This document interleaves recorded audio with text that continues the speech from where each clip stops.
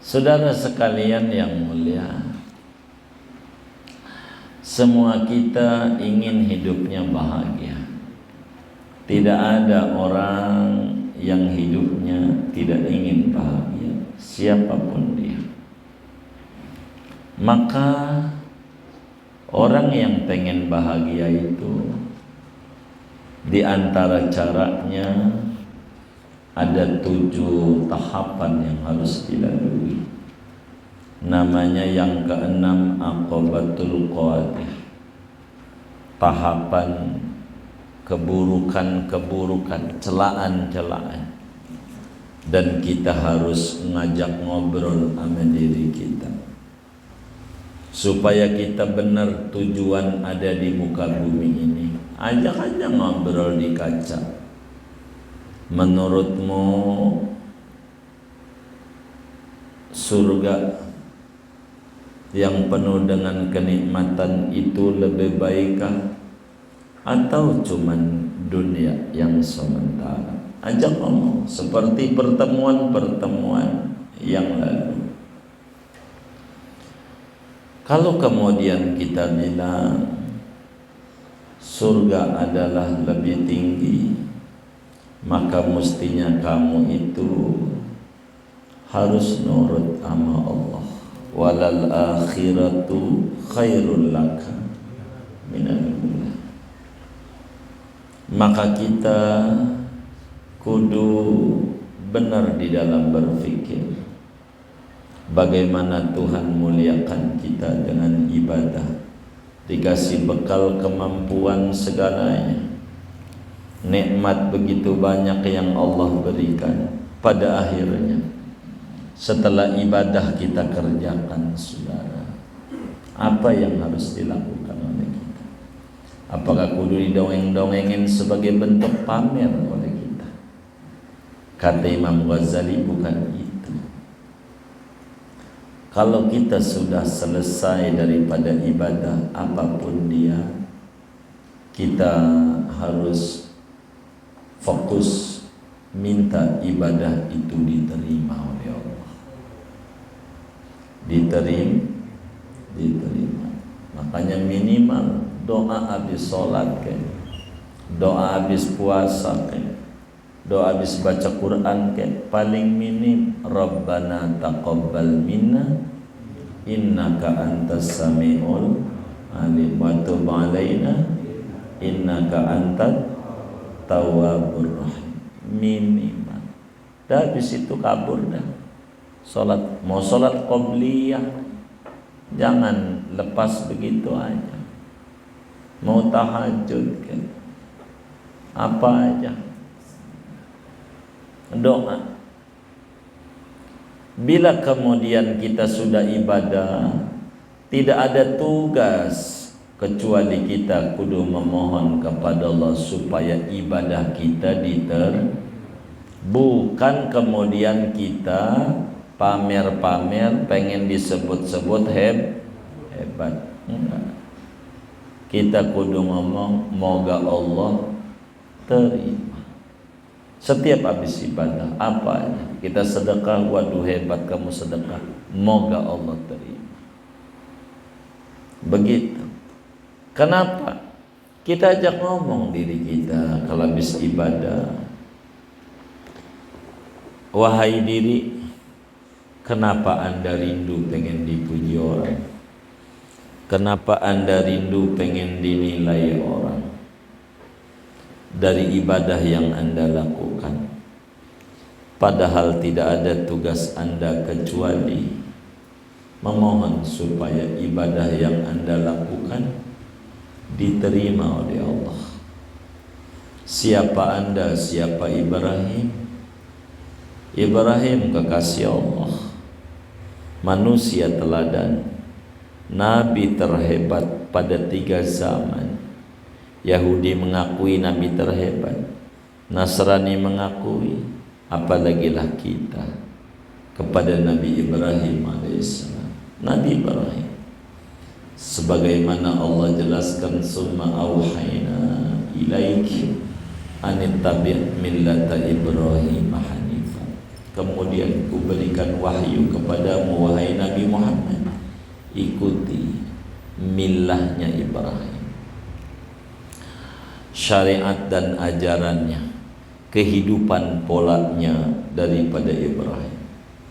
Siapa kita? Siapa Nabi Ibrahim? Nabi Ibrahim, saudara, ketika telah beres bangun Ka'bah, jadi pondasi mau udah ada dari dulu.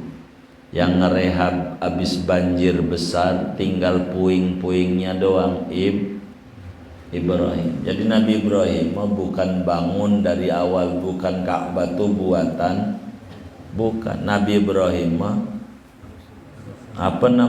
rehab doang, bangun ulang, tinggal pondasi doang. Gara-gara banjir besar zaman Nabi Nuh alaihissalam. Ketika Ka'bah telah rapi, dibangun kembali oleh Nabi Ibrahim alaihissalam, dibantu oleh anaknya namanya Ismail. Ibrahim ngangkat tangan, Rabbana taqabbal minna innaka antas samiul alim. Tuhan, inilah yang saya bisa dalam mengabdi kepadamu, membangun Ka'bah ini kembali. Mohon Tuhan terima amalan kami. Ini kelas Nabi. Nabi aja enggak yakin diterima.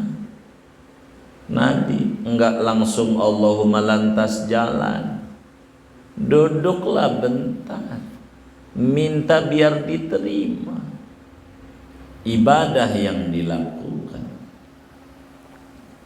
Itu kelas Nabi Ibrahim alaihi salam. Bagaimana Nabi Ibrahim memohon kepada Allah, merintih kepada Allah supaya Allah anugerahi qabul pada pengkhidmatannya kepada Allah. Membangun Ka'bah, apa yang Allah suruh? Merintih, memohon sama Allah, diamini oleh putranya Ismail alaihi salam. Begitu apa Nabi Ibrahim, Rabbana taqabbal minna innaka antas samiul alim. Engkau mendengar Tuhan pada permohonan kami biar diterima. Al-Alim, Engkau Tuhan Maha Tahu tentang niat dan batin kami yang belum rapi. Kelas Nabi kayak begitu. Kelas kita, assalamualaikum warahmatullahi wabarakatuh, Allahumma lantas jangan. Ini ndak ngerti. Kalau habis salam langsung kabur aja, nggak ngerti. Tapi dia ngaji. Ada yang keliru kali ngaji tafsir. Mungkin yang dia baca tafsir jalan lain. Tafsir apa? Jalan lain. Begitu, bukan tafsir jalan lain. Salah. Ini Nabi Ibrahim kelasnya orang soleh, pangkatnya Nabi. Siapa kita? Nabi bukan. Yakin banget ibadahnya diterima, doa dulu. Doa apa? Gitu. Itu paling minim, habis berbuat apa aja dah.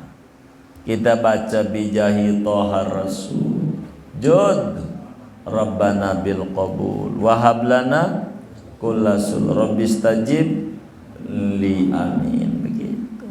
Doa dah. Kalau sendiri doa biar diterima sama Allah ibadah yang kita lakukan. Jud Rabbana bil qabul. Begitu. Ketika Nabi Ibrahim berdoa, minta kepada Allah, selalu ditutup Rabbana wa taqabbal du'a, Rabbij'alni muqimas shalah wa min dzurriyyati Rabbana wa taqabbal du'a. Tuhan, jadikan aku orang yang enggak pernah ninggalin sholat seumur hidup, juga anak-anak cucuku. Begitu. Tuhan, dengarkan permintaanku, terimalah doaku. Nabi Ibrahim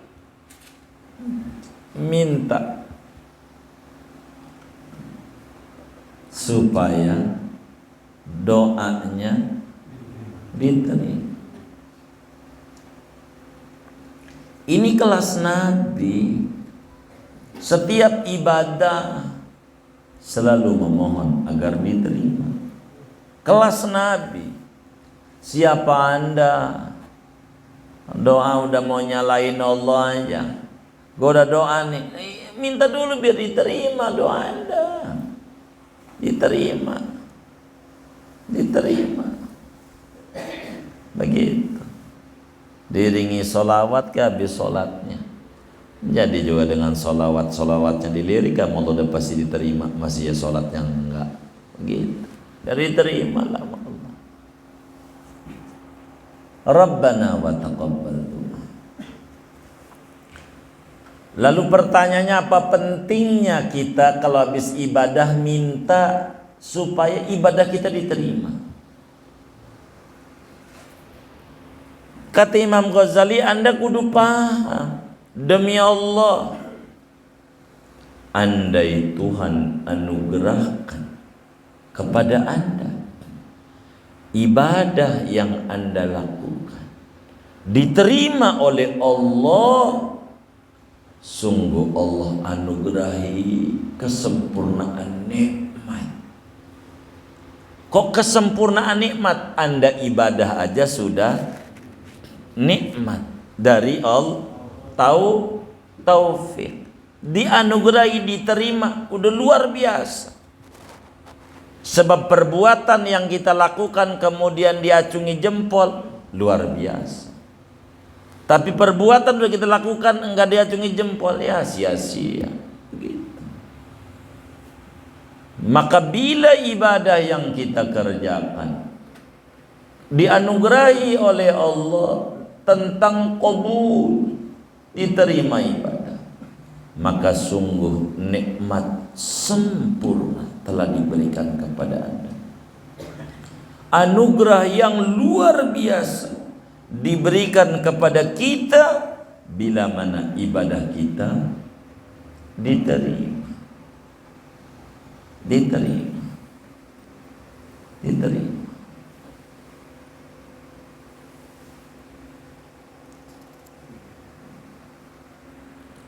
Alangkah beruntungnya orang yang telah mendapatkan qabul dari ibadahnya.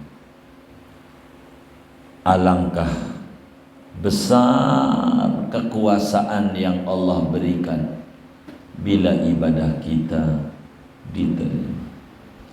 Alangkah tingginya diri ini bila ibadah yang kita kerjakan itu diterima. Alangkah luhur mulia bila ibadah itu Allah terima. Kalau diterima, coba artis ngasih topik 10.000 juga 3. Subhanallah, dipuji-pujinya 10.000 3. Gitu. Ini dari artis anu ini. Begitu. Itu maknanya betapa besar nilainya barang remeh bila diterima. Betapa kecilnya nilai barang besar bila ditolak. Maka tidak perlu banyak ibadah, yang diperlukan diterima. Begitu. Sebab bila Allah terima, betapa banyak hiasan-hiasan yang Allah berikan. kepada si hamba bila telah diterima oleh Allah ibadah itu, dikasih anugerah, kasih nikmat di dunia, kasih simpanan ganjaran di akhirat, dikasih kemuliaan di dunia di akhirat bila ibadah itu diterima. Orang datang aja sama Rasulullah saudara ke Madinah, tidaklah kita ngimpi pengen diantarin ke Madinah, melainkan karena Rasul udah undang dulu, minta sama Allah, ya Allah tuh orang udah saya undang, maka mulut kita minta doa, Allahumma yassir alaina ziaratal Makkah wal Madinah. Itu karena Rasul, maka Allah kasih mudah kita punya mulut, kasih gampang kita jalan rezeki. Emang begitu. Segalanya berangkat dari mimpi. Tapi kalau kata kita, ya orang kayak gua dari mana? Ya alamat, gak bakalan bisa. Dia gak yakin sama Allah. Yakin aja sama Allah. Mimpi dulu. Dari mimpi itu kemudian akan terwujud. Untuk menuju mimpi tidur, kalau gitu tidur aja mulu biar terwujud. Ini masalah. Ngimpi itu bercita-cita, bukan ngimpi tidur.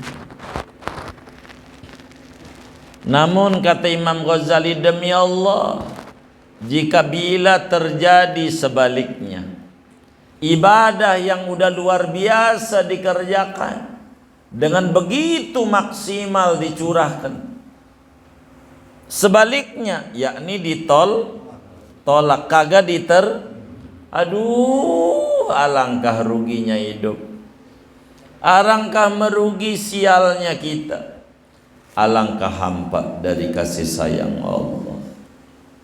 Maka kita itu, wa rahmatuka arja indana min a'malina, rahmatmu ya Allah. Apa tuh rahmat? Diterima olehmu, lebih diharapkan daripada ibadah yang saya kerjakan. Kalau udah diterima mau udah dah. Yang penting saya mau diterima aja. Diterima. Urusan penilaian nomor 2. Yang penting diterima. Begitu, diterima. Biar diterima. Maka baca sholawatlah 100, biar sholat kita diterima sama Allah. Kalau diterima ya kita minta dah. Kalau udah diterima, apa yang kau minta hambaku sesudah baca sholat? Diantarin ke Rasulullah yang ngajarin sholat ini. Ini Rasulullah yang ngajarin sholat ini. Lah kagak bisa diantarin kagak Rasulullah kalau kita kagak blek duit. Kan maknanya minta duit, namanya sikap padat. Daripada minta duit mulu nggak dikasih pasti kalau punya duit kembali lagi. Begitu. Kalau punya duit ini jalan-jalan mulu nih. Begitu. Jadi kasih susah aja biar ngaji belum kemis. Begitu. Daripada di rumah ngomelin bini. Jadi saudara, minta aja cita-cita tuh ketemu Rasul, urusan terserah Allah. Begitulah hidup.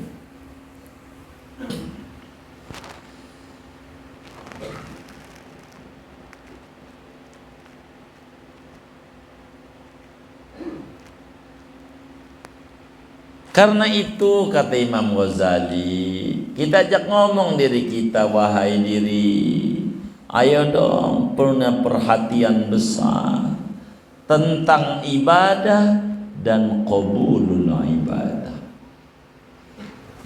Sibukkan dengan urusan ini, yakni urusan diterima. Bagaimana biar ibadah kita diterima? Ya nggak ada cara, banyakin baca sholawat. Apalah sholawat aja. Saya mau motivasi aja sama orang tuh biar duitnya banyak biar ini. Secara sesungguhnya bukan itu. Biar ibadah yang dia lakukan diterima. Kalau diterima insya Allah lah. Yang diminta, jangan yang diminta kalau diterima, yang agak diminta juga dikasih kalau udah diterima. Begitu, diterima begitu. Cinta kita diterima sama cewek, mau makan durian gak di Kimia Farma. Minta juga kagak ditahu kenapa. Dia udah cinta, dia diterima. Begitu. Jadi kalau udah diterima mudah enak aja.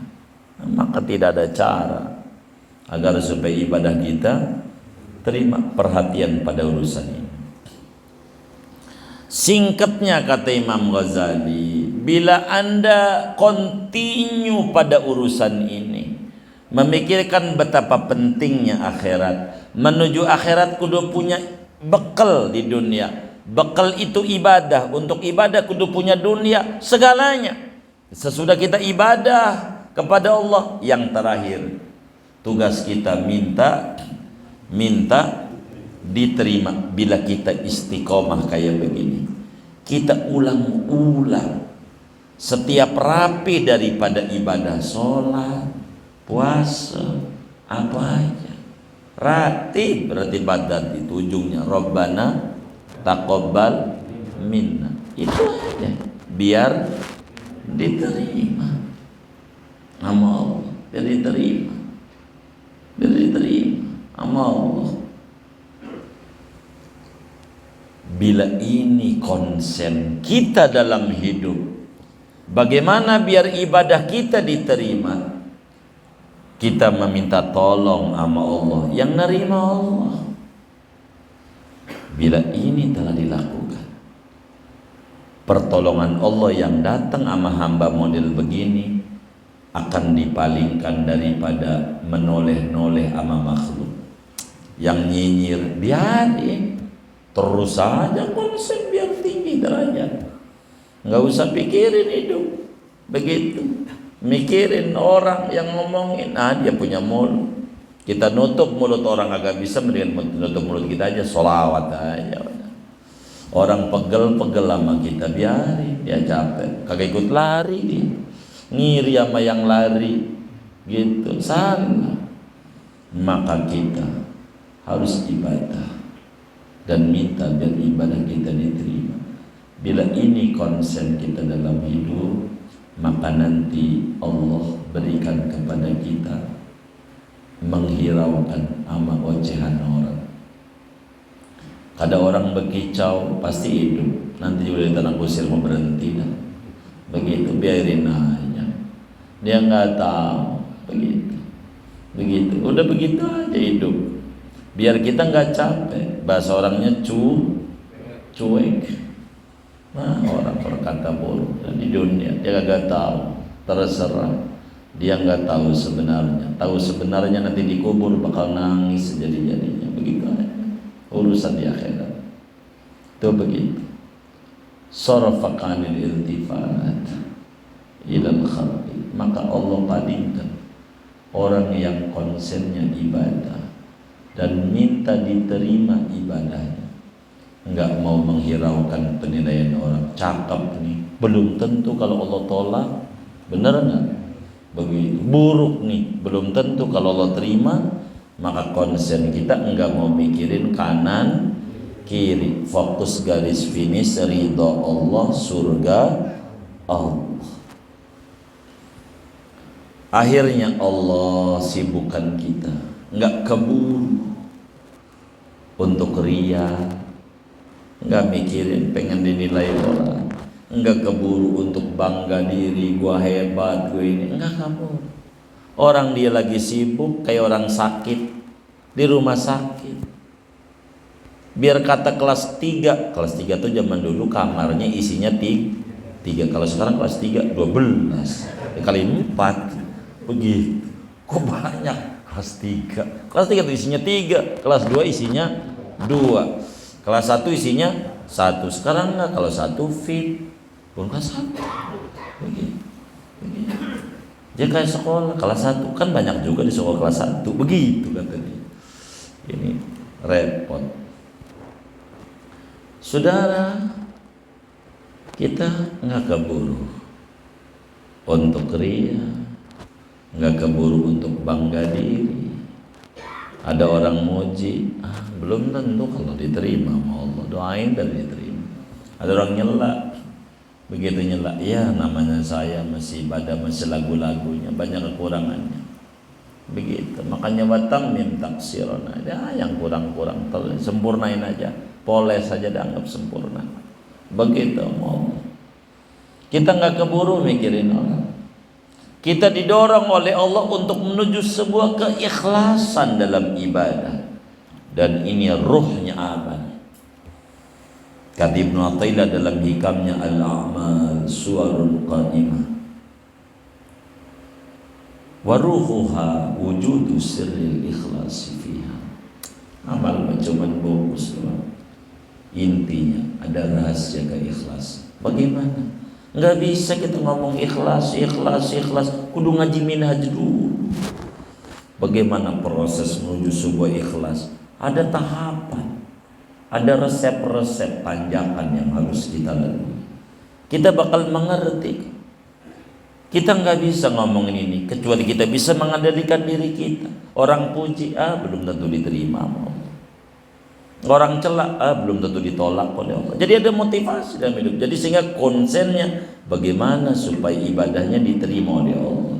Maka akhirnya Allah kasih keikhlasan mendalam dalam ibadah.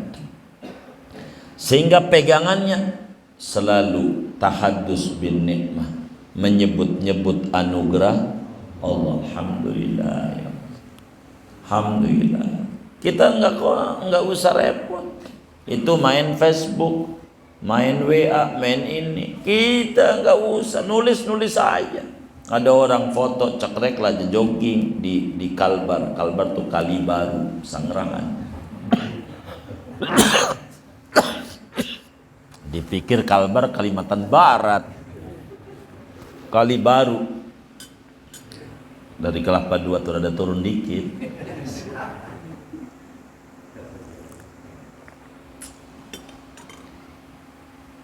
Foto sok lu, kata yang komen begitu biar sehat akhirnya riak lu, dikata riak, nggak ngupload lagi akhirnya.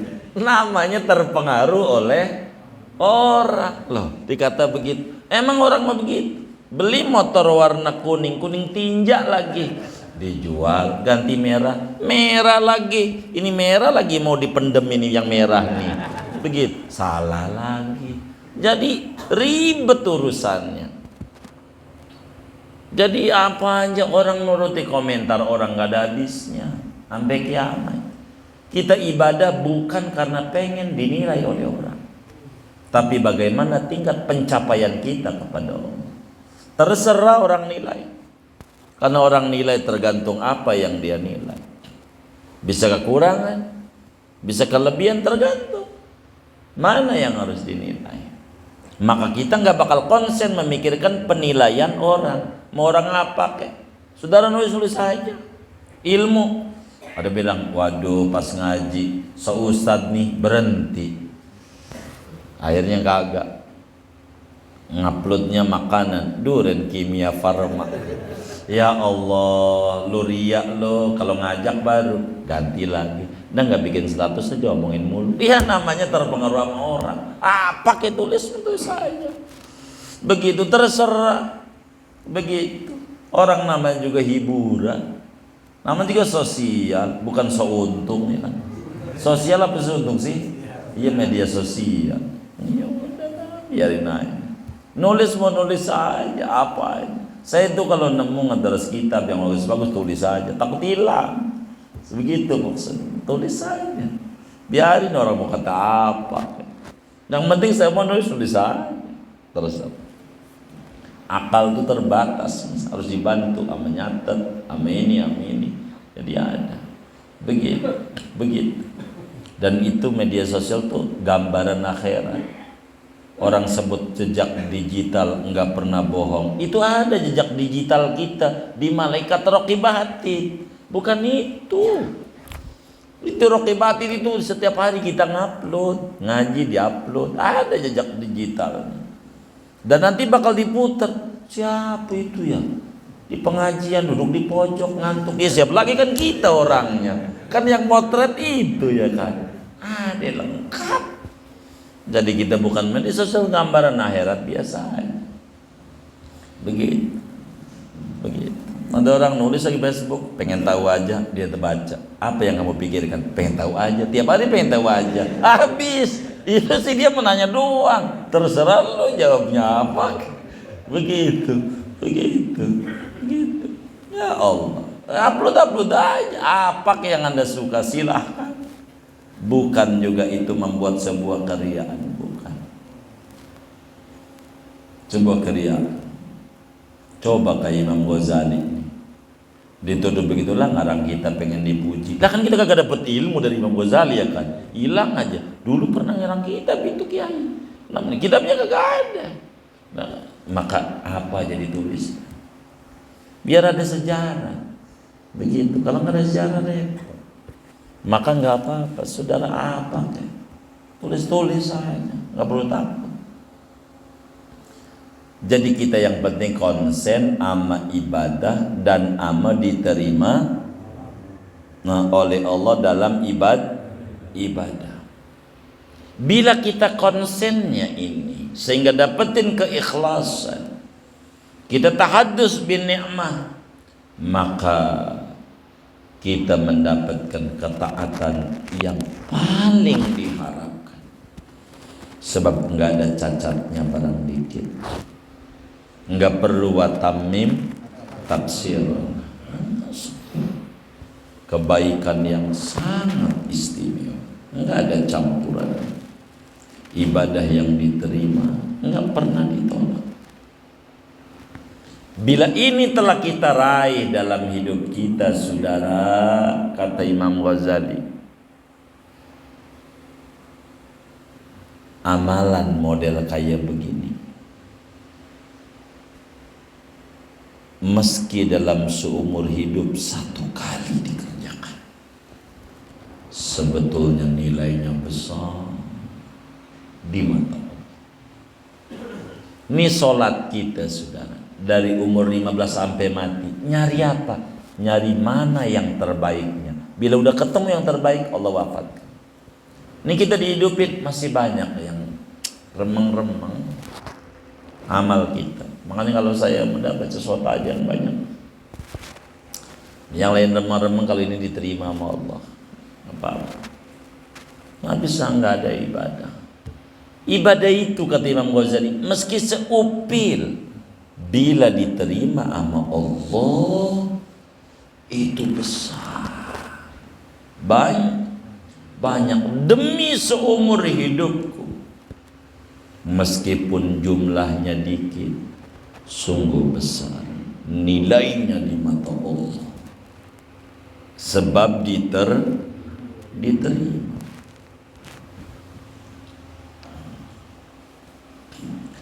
Dan manfaatnya banyak. Diterima, asal diterima. Kita jadi komisaris BUMN, asal diterima aja. Nanti jadi komisaris, nggak ada kerjaannya, gajinya gede. Kenapa?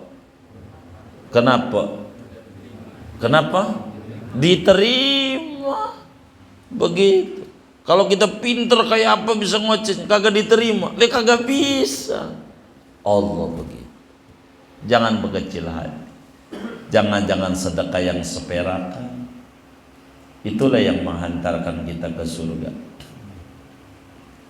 Dulu ada yang bertanya juga, mau ngapain mintain 1.000 sama teman-teman majlis, kapan jadinya pesantren? Masih bagus daripada kagak.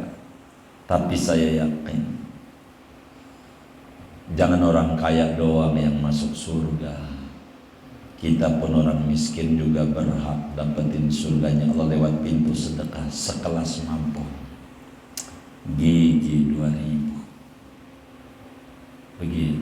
Gigi 2.000, ya Allah, motor gigi 4 kenceng, apalagi gigi 2.000 melejit. Begitu. Biar pandemi, biarin pandemi tetap berkembang bersemi. Gigi 2.000, gigi 2.000. Saya mengajak itu. Seperak buat apa? Sebab tidak ada naya.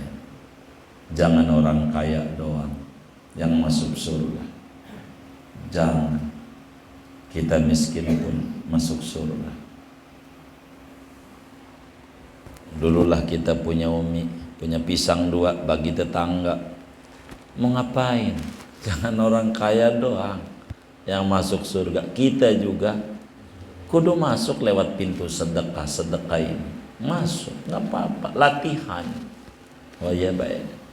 Durenatu, orang Betawi kan perlu begitu. Bagaimana biar cukup? Dikasih air seember, namanya kinca. Apa kinca tuh? Amalan sedikit biar cukup. Yang penting bahasa orang modernnya kinca tuh ekstrak. Tuh kinca tuh bahasa orang dulu, ekstrak. Rasa-rasanya. Duriannya muka gak ada, kuahnya dong banyak. Sabar, begitu. Segidir durian atu, cukup. Yang penting rasa. Ini namanya juga anak banyak. Begitu zaman dulu susah kan begitu. Pokoknya nasi itu dalam bahasa canda kagak dihitung. Emang kagak dihitung, bukan dihitung atu-atu. Nasi sepuasnya. Maksudnya nasi kagak dihitung. Karena dia ada tanaman, sayuran ada, kangkung. Nah makanya gang kangkung ya. Kangkung mulai berkali ya kan. Tapi ada pun tempe dibagi pagi, nggak boleh ngambil 3 ditaruh di piring. Yang lain bebas karena tempe nggak ada. Orang dulu begitu. Ikan asin dibagi ya tua-tua. Nama juga anak banyak kayak biji tasbih 33. Yang penting cukup. Kalaupun nasi kan banyak. Begitu. Lapar udah pakai kuahnya aja yang banyak. Begitu. Orang dulu. Ala kulli hal, kata Imam Ghazali, ibadah yang model kayak begini nih, meski seumur hidup sekali tapi nilainya besar di mata Allah. Apalagi kalau banyak. Ibadah model begini demi Allah, meskipun sedikit nilainya, kuantitasnya, tapi besar kualitasnya. Besar, banyak manfaatnya. Pada akhirnya, ujungnya akan diterima dan cakap adanya. Singkatnya, konsennya muslim itu bagaimana beribadah yang benar dan bagaimana biar ibadah yang benar itu diterima oleh Allah. Maka ngaji